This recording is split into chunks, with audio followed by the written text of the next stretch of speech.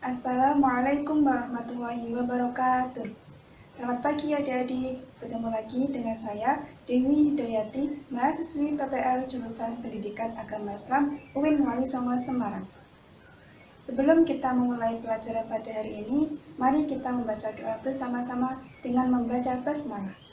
Bismillahirrahmanirrahim. Semoga kita selalu diberikan kemudahan dan kelancaran dalam melaksanakan proses pembelajaran daring ini. Pada minggu yang lalu, kita telah mempelajari tentang nama-nama Al-Quran dan orang yang berpegang teguh kepada Al-Quran. Pada hari ini, kita telah memasuki pada bab kedua, yaitu kebenaran penurunan Al-Quran. Turunnya Al-Quran merupakan suatu kejadian yang sangat mengagetkan sekaligus menggembirakan hati Rasulullah SAW. Proses penurunan wahyu sangatlah berat karena diturunkan melalui perantara malaikat Jibril. Saat malaikat Jibril menyampaikan wahyu tersebut, Rasulullah merasa keberatan karena tidak bisa melaksanakan perintah malaikat Jibril. Akan tetapi, setelah beberapa kali malaikat Jibril mengulanginya, akhirnya Rasulullah dapat menerimanya. Begitupun saat menerima ayat-ayat yang lain, Rasulullah selalu merasa ketakutan dengan segala sesuatu yang mengiringi ayat-ayat tersebut. Begitu sulitnya Rasulullah dalam menerima wahyu membuktikan bahwasannya peristiwa turunnya Al-Quran merupakan suatu kejadian yang sangat luar biasa. Kemudian, bagaimana pengertian turunnya Al-Quran? Adapun tentang kaifiat Al-Quran itu diturunkan, telah terjadi perselisihan antara para ulama. Dalam hal ini ada 3 pendapat ulama. Yang pertama, Al-Quran itu diturunkan ke langit dunia pada malam Lailatul Qadar sekaligus lengkap dari awal sampai akhir. Kemudian diturunkan berangsur-angsur setelah itu dalam tempo 20 tahun atau 23 tahun atau 25 tahun berdasarkan pada perselisihan yang terjadi tentang berapa lama Nabi bermukim di Mekah sesudah beliau diangkat menjadi Rasul.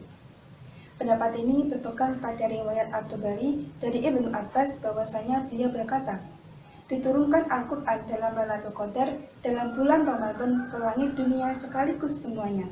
Kemudian dari sana diturunkan sedikit-sedikit ke dunia. Dari segi isnad, riwayat tersebut kurang kuat akan tapi boleh dijadikan sandaran. Kemudian pendapat yang kedua yaitu Al-Quran itu diturunkan ke langit dunia dalam 20 kali Lailatul Qadar dalam 20 tahun atau 23 kali Lailatul Qadar dalam 23 tahun atau 25 kali Lailatul Qadar dalam 25 tahun. Pada tiap-tiap malam diturunkan ke langit dunia tersebut sekedar yang hendak diturunkan dalam tahun itu kepada Nabi Muhammad SAW dengan cara berangsur-angsur. Kemudian pendapat yang ketiga yaitu Al-Quran itu permulaan turunnya ialah di malam Lailatul Qadar. Kemudian diturunkan setelah itu dengan berangsur-angsur dalam berbagai waktu. Adapun pendapat bahwasanya Al-Quran itu diturunkan dalam 3 tingkatan, yaitu yang pertama diturunkan ke Lauhil Mahfuz, yang kedua diturunkan ke Baitul Izzah di langit dunia, kemudian yang ketiga yaitu diturunkan berangsur-angsur ke dunia. Meski sanadnya soleh, Dr. Subi As-Solih menolak pendapat di atas karena turunnya Al-Quran yang demikian itu termasuk bidang yang ghaib dan juga berlawanan dengan zahirnya Al-Quran. Menurut pendapat ulama jumhur bahwa lafaz Al-Quran tertulis di Lauhil Mahfuz lalu dipindah dan diturunkan ke bumi, dengan demikian tidak ada lagi lafaz-lafaz Al-Quran di Lauhil Mahfuz. Menurut pendapat Hasbi Asyidiki, yang dinukil bukan lafaz yang termaktub, hanya disalin lalu diturunkan. Hal ini sama dengan orang yang menghafal isi kitab Al-Quran, isi kitab tetap berada dalam kitab yang disalin dalam hafalan, itu persis sebagaimana yang ditulis dalam kitab Al-Quran itu. Al-Quran diturunkan dalam waktu 22 tahun, 2 bulan, 22 hari, yaitu mulai dari malam 17 Ramadan tahun 41 dari kelahiran Nabi sampai 9 Dzulhijjah pada saat Haji Wada tahun 63 dari kelahiran Nabi atau tahun ke-10 Hijriah. Permulaan turunnya Al-Quran ketika Nabi SAW sedang bertahanus atau beribadah di Gua Hira. Surat yang pertama kali turun adalah surat Al-Alaq ayat 1 sampai dengan 5. Sebelum wahyu diturunkan, telah turun berbagai ikhlas atau tanda dan dalil, sebagaimana hadis yang diriwayatkan Imam Bukhari dengan sanad dari Aisyah yang menunjukkan akan datangnya wahyu dan bukti nubuwah bagi Rasul Shallallahu Alaihi Wasallam.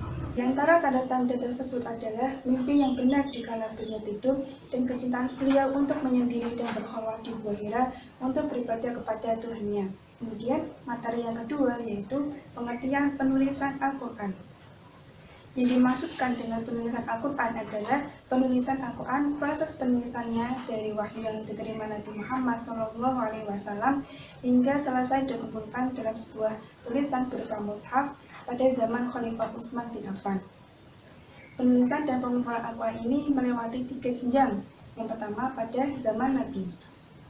Tahap pertama adalah zaman Nabi Muhammad SAW, di mana pada tahap ini hafalan para sahabat lebih banyak berperan daripada tulisan-tulisan yang masih terpisah-pisah. Siapa saja di antara para sahabat yang mendengar satu ayat, maka akan langsung dihafal atau menuliskannya dengan sarana seadanya, yaitu di pelepah kurma, potongan kulit, permukaan batu cadas, atau tulang belikat unta. Dan jumlah para penghafal Al-Quran pada zaman ini sangatlah banyak. Kemudian pada jenjang yang kedua yaitu pada zaman Abu Bakar Ash-Shiddiq. Pada zaman ini terjadi banyak peperangan yang mengakibatkan banyak para sahabat penghafal Al-Quran meninggal dunia. Di antara para sahabat pilihan penghafal Al-Quran yang meninggal pada perang Yamamah adalah Salim, yaitu bekas budak dari Abu Hudzaifah, di mana Rasulullah SAW pernah memerintahkan para sahabat untuk mengambil pelajaran Al-Quran darinya. Maka Abu Bakar radhiyallahu anhu memerintahkan untuk mengumpulkan Al-Quran agar tidak hilang. Setelah perang Yamamah, sahabat Umar bin Khattab menyampaikan pendapat kepada Abu Bakar untuk menulis ulang dan mengumpulkan catatan-catatan Al-Quran yang masih terpisah-pisah. Namun Abu Bakar menolaknya. Ia tidak ingin melakukannya karena takut dosa, sehingga Umar terus-menerus mengemukakan pandangannya. Akhirnya Allah SWT membukakan pintu hati Abu Bakar untuk hal itu. Dia lalu memanggil Zaid bin Sabit dan memerintahkannya untuk menuliskan ulang catatan-catatan Al-Quran dalam sebuah mushaf. Mushaf tersebut berada di tangan Abu Bakar hingga beliau wafat. Kemudian dipegang oleh Umar hingga beliau wafat. Dan kemudian dipegang oleh Hafsah binti Umar. Jenjang yang ketiga yaitu pada zaman Utsman. Banyak catatan dan kumpulan-kumpulan catatan Al-Quran yang berbeda-beda di antara para sahabat. Hal ini dikhawatirkan akan menjadi fitnah. Maka Khalifah Utsman bin Affan memerintahkan untuk mengumpulkan mushaf-mushaf tersebut menjadi satu mushaf sehingga kaum muslimin tidak berbeda bacaannya. Kemudian bertengkar dan akhirnya terpecah belah. Kemudian Utsman memerintahkan Zaid bin Sabit, Abdullah bin Zubair, Sa'ad ibn As, dan Abdurrahman ibn Haris bin Hisham radhiyallahu anhu untuk menuliskannya kembali dan memperbanyaknya. Zaid bin Sabit berasal dari kaum Ansor, sementara 3 orang lain berasal dari kaum Quraisy. Perbedaan antara pengumpulan yang dilakukan oleh Utsman dan pengumpulan yang dilakukan oleh Abu Bakar terletak pada tujuannya. Adapun tujuan dari pengumpulan Al-Quran di zaman Abu Bakar adalah menuliskan dan mengumpulkan keseluruhan ayat-ayat Al-Quran dalam satu mushaf agar tidak tercacar dan tidak hilang tanpa membawa kaum muslimin untuk bersatu pada satu mushaf. Hal itu dikarenakan telah terlihat pengaruh dari perbedaan dialek bacaan yang mengharuskannya membawa mereka untuk bersatu pada satu mushaf Al-Quran saja. Sedangkan tujuan dari pengumpulan Al-Quran di zaman Khalifah Utsman radhiyallahu anhu adalah untuk mengumpulkan dan menuliskan ulang Al-Quran dalam satu mushaf dengan satu dialek bacaan dan membawa kaum muslimin untuk bersatu pada satu mushaf Al-Quran. Karena timbulnya pengaruh yang mengkhawatirkan pada perbedaan dialek bacaan Al-Quran. Hasil yang didapatkan dari pengumpulan ini terlihat dengan timbulnya kemaslahatan yang besar di tengah-tengah kaum muslimin. Di antaranya persatuan dan kesatuan, kesepakatan bersama dan saling kasih sayang. Kemudian mahdarat yang besar pun bisa dihindari, yang diantaranya adalah perpecahan umat, perbedaan keyakinan, tersebar luasnya kebencian dan permusuhan. Mushaf Al-Quran tetap seperti itu sampai sekarang dan disepakati oleh seluruh kaum muslimin serta diriwayatkan secara mutawatir. Dipelajari oleh anak-anak dari orang dewasa tidak bisa dipermainkan oleh tangan-tangan kotor para perusak, dan tidak sampai tersentuh oleh hawa nafsu orang-orang yang menyeleweng. Demikian penjelasan materi pada hari ini, semoga kita mendapatkan ilmu yang bermanfaat. Untuk tugas selanjutnya, Ibu akan memberi tugas melalui e-learning yang ada di Bahan Ajar. Tetap semangat dalam belajar dan jaga kesehatan. Mari kita tutup pelajaran pada hari ini dengan membaca hamdalah. Alhamdulillahirabbil alamin. Terima kasih. Wassalamualaikum warahmatullahi wabarakatuh.